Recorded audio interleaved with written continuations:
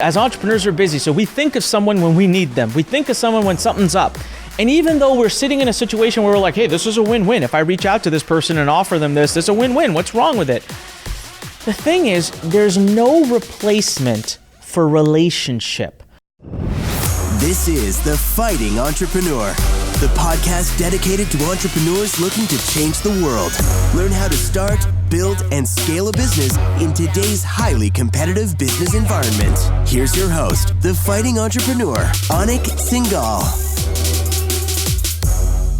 What's up, you crazy fighting entrepreneurs? This is Anik Singal, your favorite person in the world, and today I'm going to talk to you about how to spend a crap load of money. Yeah, we're going to have fun. All right, it's titled Why I invest $60,000 a year on gifts, many times for people I don't even know that well. $60,000, that's a BMW. I could buy some nice stuff with that.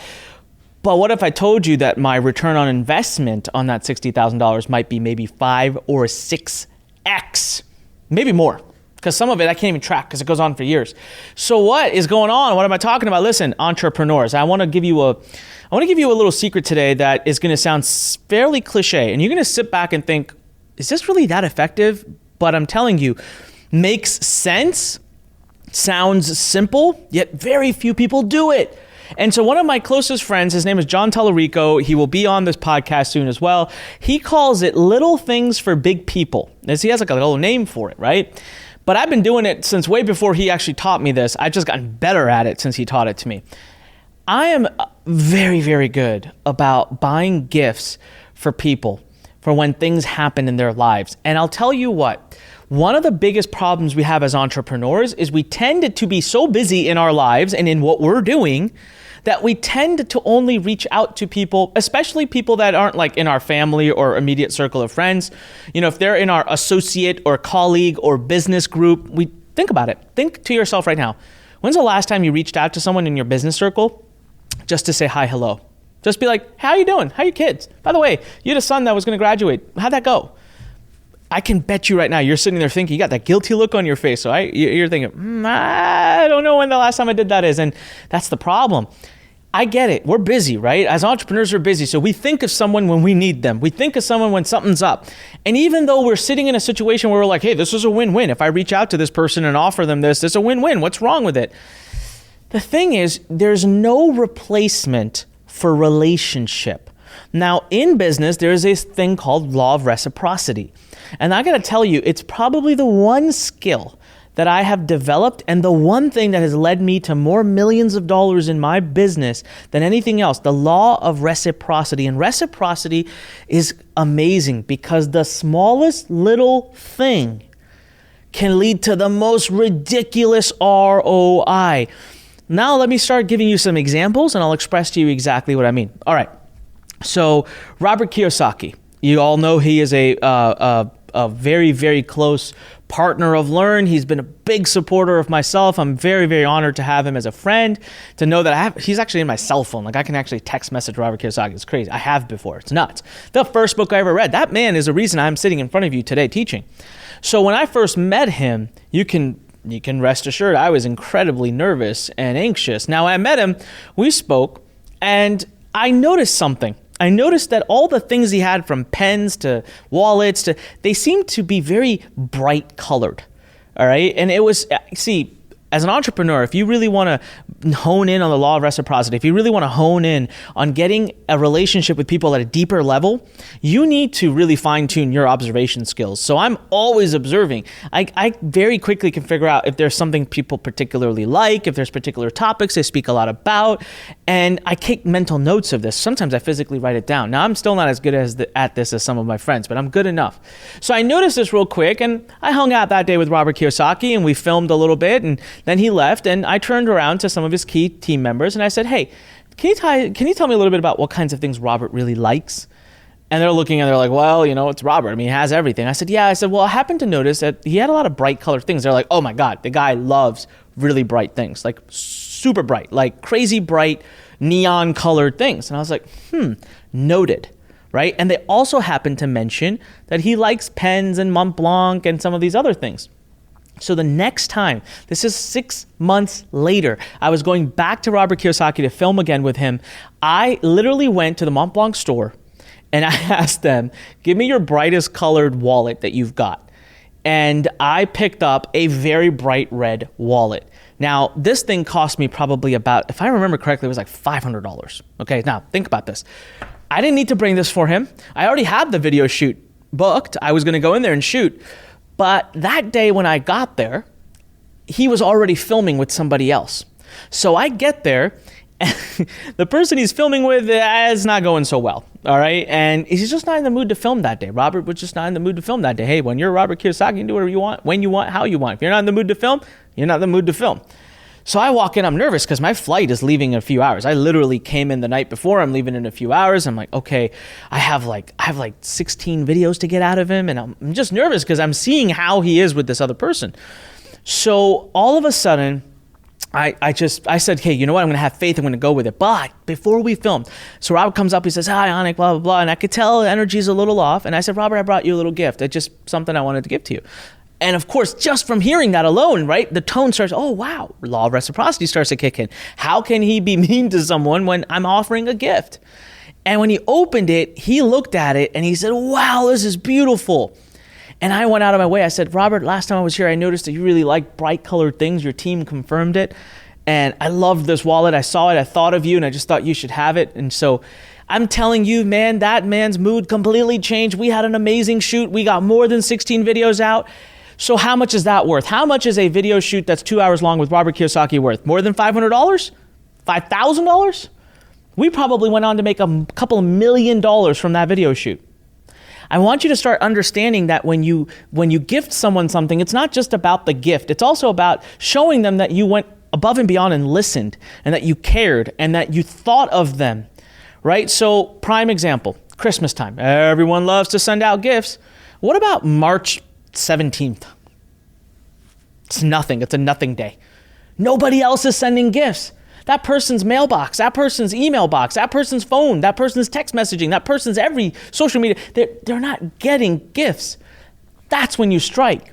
Do you know the people in your circle, do you know their birthdays? Do you know their wives' birthdays? Do you know their anniversaries? Do you know any other special occasions in their life? Because I'll tell you right now, when I had a big affiliate program and I was really running a lot of launches, I remember one time we hired Dan Lehman, who's no longer with us, but he was with us for years, and he was our new affiliate manager. So what did I do?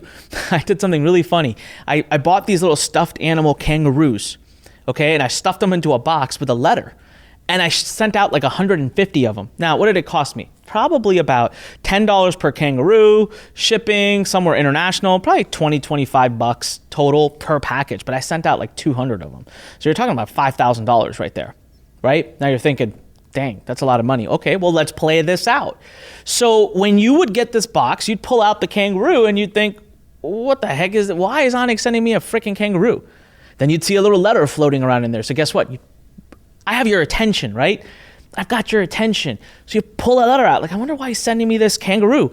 Rip open the letter. And the reason I was sending a kangaroo is because, hey, I wanted to introduce you to our new affiliate manager. His name is Dan Lehman, and he is from Australia. Hence the kangaroo. And so many people messaged me about it. They were so excited. They were so happy. They were like, that's so cool. Now, here's where I get ninja with my gifts. And the kangaroo one was by mistake. After that, I started getting by design.